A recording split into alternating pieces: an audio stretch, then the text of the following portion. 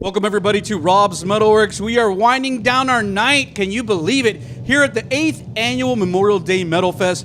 Brings me great pleasure to welcome a band, really a band that I've wanted on the show for quite some time. I have with me the fellas, and even in death, I have Sean and Anthony of the band here tonight. Welcome guys to the show. What's happening? How you doing? Oh, hand it to the guys. The voice is out. Listen to that. Listen to that. Sean Nations, god damn it, man. I love to hate you. Yeah, it happens. There's that the voice of an angel there. I got the voice of something. I got the voice of day one of the Memorial Day Metal Fest. I was on day two. Off topic really quick. I can't remember, every once in a while I do like these legacy interviews. I speak with musicians who've been in our scene for a long time, and it's kind of like a career spanning interview. And the last one I did was with Terry Anderson of Loki. And off camera, Terry was like, man, you need to get Sean Nations to do one of these for you. To talk about, the whole history of our scene that he has privy knowledge to. And I said, you know what? I think you're right. So maybe next year we can plan something. Yeah, we'll do something like that. You know what? Terry Anderson's co-pilot, Mr. Ian Train, is playing tonight with Creeper. Yeah, Ian was already here. Yeah, really? Yeah, they already interviewed Creeper. They were here. And it was good to see him and reconnect with him. And I told him, man, I said, damn, dude, I didn't even know you left town. He goes, oh, yeah, I fucking snuck out. Yeah. So. Well, Anthony's old school, too. He used to be in Godsonic. Wow. Yeah. Bro, I don't recognize you from Godsonic days. Yeah. Wow. Yeah, I was in. We were Strange Love, and then we became Godsonic. Wow, bro. I just don't recognize you. Yeah. But yeah, wow. I know Godsonic.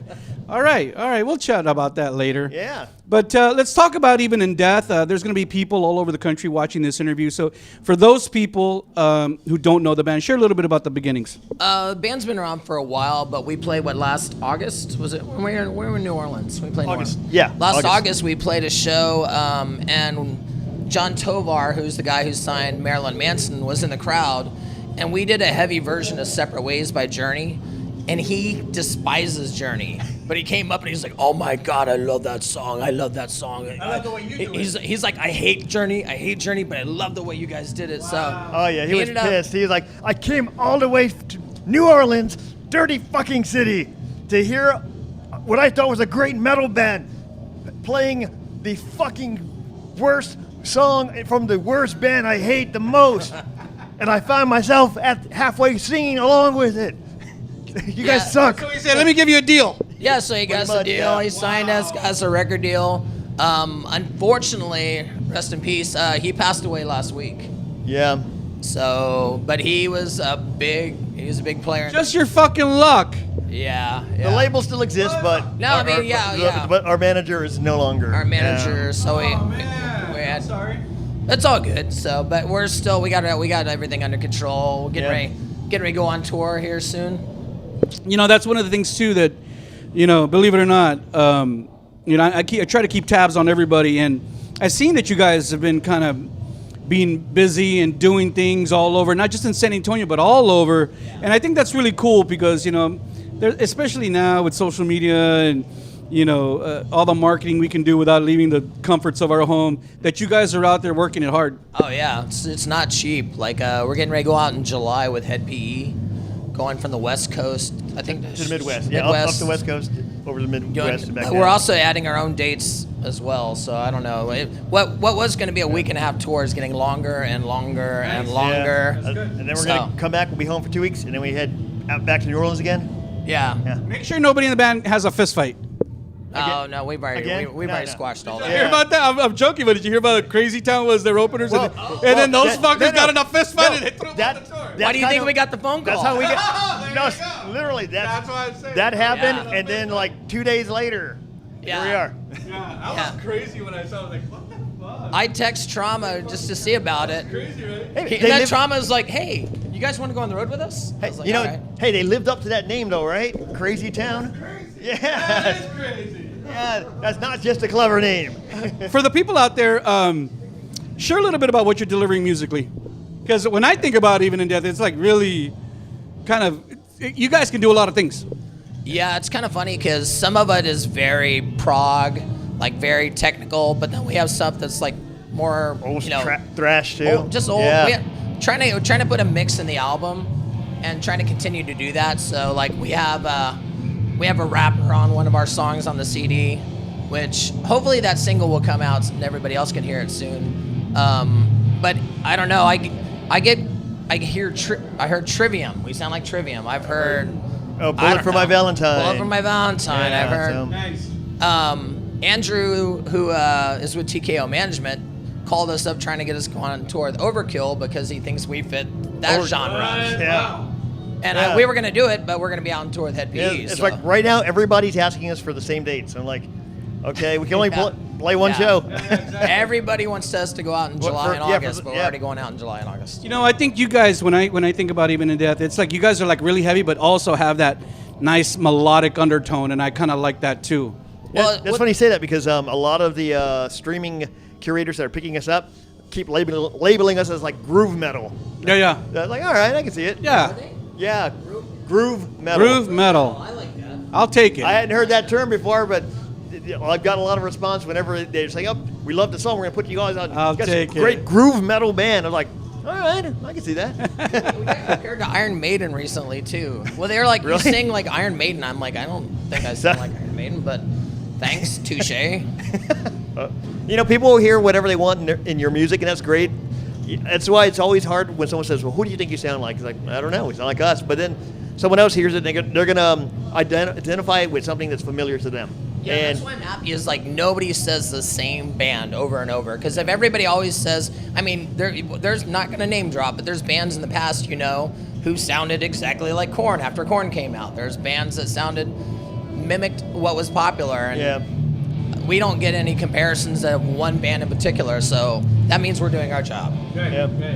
And I'm a big Mike Patton fan, so it might get a little crazier down the road. I used to joke that Sean's the love child of Mike Patton and Rob Halford. Yeah, there you go. That sounds good. Yeah. That sounds good. That's funny because those are two of my idols. And the thing about Sean too is like he can pull it off on stage.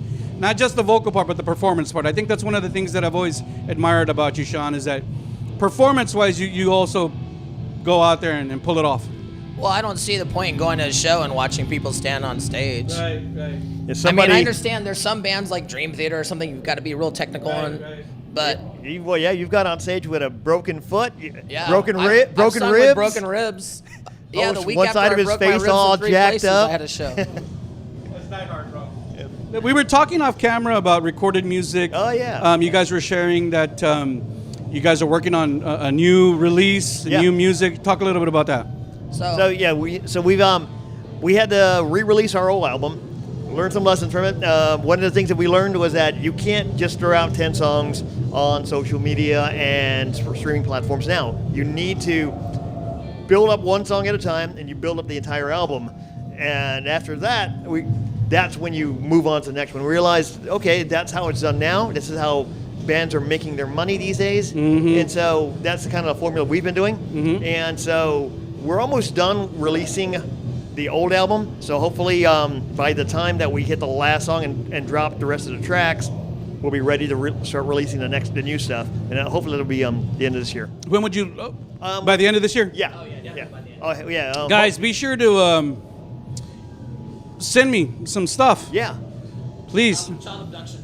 Please send me some music. What happened? Everybody's getting a child abduction. Yeah.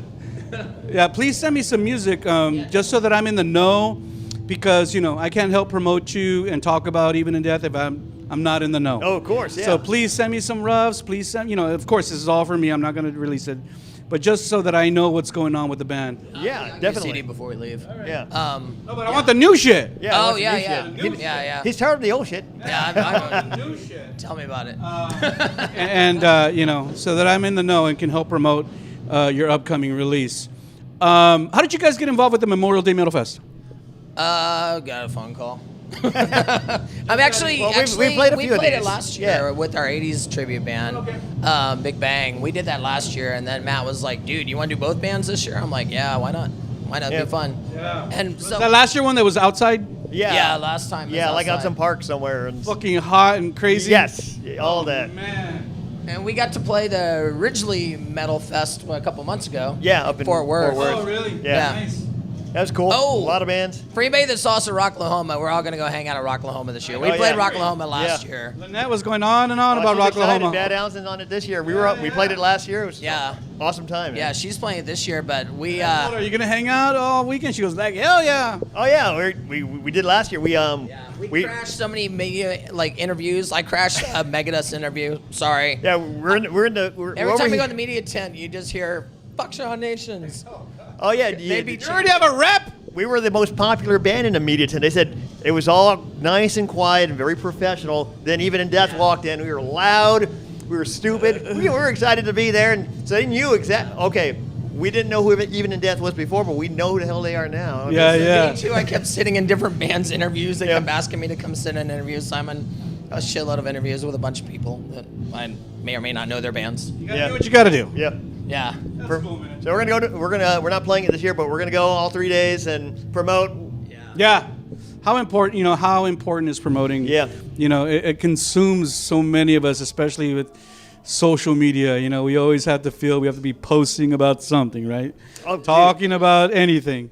It's difficult. I'm seriously I have to wake up every day, and him and I are like, oh, I got to post on this media, this. Oh, I got to change to this page. I got to page. Oh, Yeah. we have a Twitter. Being in a band is once you start wanting to actually make a career out of entertainment like that, it's a business, man. It's more than just writing songs and playing shows. Sure. So it's promotion, it's merchandise, it's make emails to different booking agents, Sure. It has different never been venues. more business industry. Right. Now. Right. It costs a lot of money. I would agree with. And then taking into consideration too the exorbitant cost of touring now. Yep. You keep hearing about that, bands canceling tours, especially to Europe, because it's just not feasible. Yeah, Anthrax. It's just not feasible anymore. Yeah. Just getting there costs so much, and you're not even including food, lodging, everything else. I can't even imagine. Yeah, bro. so Yeah, us going on tour with Head P is going to cost us a lot. Yeah. Probably about $8,000 for us Yeah. to go do the tour. Just because of the cost involved with everything. yeah. And our label that we signed with, we made a deal. They don't give us money. They just match us in promotions, basically, and they take care of the record end. So on the touring end, it's all us.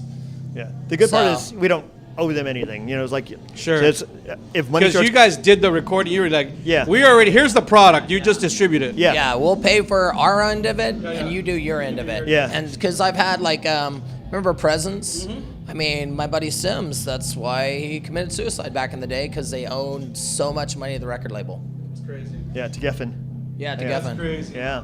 And Geffen promised them the world, and then they're like, oh, wait a minute, we got to push whoever it was, Aerosmith this time. We got to push them. So they never got the push that they were supposed to get. So all of a sudden, they're like, They didn't get a push it, but they're still in debt. yeah, each of them was, I don't know, probably 20, 30,000 a piece in debt. So Yeah. we made sure that when we signed with the label, we don't owe anything. Yeah, Right, we'll cover our costs. You match us on the expenses, and so if the money comes in, you get your 10% or whatever. Yeah. The rest is ours. I don't owe you anything. We you don't keep owe me merch. anything. There Yeah. you go. Our merch is our merch. Yeah, and then clubs are taking merch percentages too, right? Well, that Yeah. I've seen that happening a lot in Dallas Fort Worth. A lot of the That's bands are fucking promoting crazy, it, yeah. putting that out there. There was a band here, I think it was Creeper, who were saying, they were like, fuck Dallas, we play in Fort Worth. And I think it was because of that. Yeah. Oh, really? Yeah. Oh, Starting to see that now. Yeah, they were like, no, we play more in Fort Worth. Play Trees? Is that what you're saying? He said Deep Ellum's done. Yeah. That's what he was saying. I went to Trees to go see my buddy Jarrett from Bowling for Soup. He opened up for, I don't know, somebody at Trees, and he has a country band, and it was really hopping. And the streets were busy, so it looks like it's getting back, because they had a really bad rap for a long time. yeah. Got real dangerous to be down there. That's what he said too. He said, see? Rob, don't go there unless you want to get fucking mugged or something. Yeah. But Yeah. we had a good time. We were there for 2 nights. Yeah. Well, they probably saw you and thought, well, we're not going to mug him. He's the one that's doing the mugging. He's the Exactly. All right, gentlemen, as we end out, is there anything I missed? Anything you want to share with the people out there? No, I'm just come support the band. Look us up online. Come to the Metalfest. Actually, Yeah. support original music, Yeah. period. Yeah. A lot of great Period. bands And support here. shows like yours, Yeah. people that are putting in the love for what it is and what we do. And I don't think even yourself gets enough recognition for everything we do. Mr. Matt Louderback, who's putting on this God. Memorial Day Metal Fest. Yeah. I've come by several times during the week, and he's carrying stages up the stage. I mean, they built all this and carried all these up the flight of stairs. Now, even the Deco Ballroom, Matt from the Deco Ballroom, hosting an event like this. You know, how often do we get events like this? Right, in a nice room like this. Yeah, nice. No doubt. Nice. Yeah. So yeah, I totally agree with you, man. And you know, Matt's put in a lot of work. There was a band earlier. He's like, man, we didn't get our set time till yesterday. And I'm like, dude, you know, give Matt some empathy, because I can't imagine how hard it is to fucking schedule 75 bands on 3 stages. I did talk him into last night into posting everybody's set times for today and tomorrow. So I think he did that yesterday. So. All right, guys, thank you so much. Great chatting with you. Thank you for coming on your day off to come chat with us. It's been a long time coming, Sean, so thank you again for making this happen. And I look forward to chatting and listening to your new music. I really, really do. All right, man. So be sure to send it over. Remember, everyone out there, the band is called Even in Death. They are here at the 8th Annual Memorial Day Metalfest. You saw them on Rob's MetalWorks.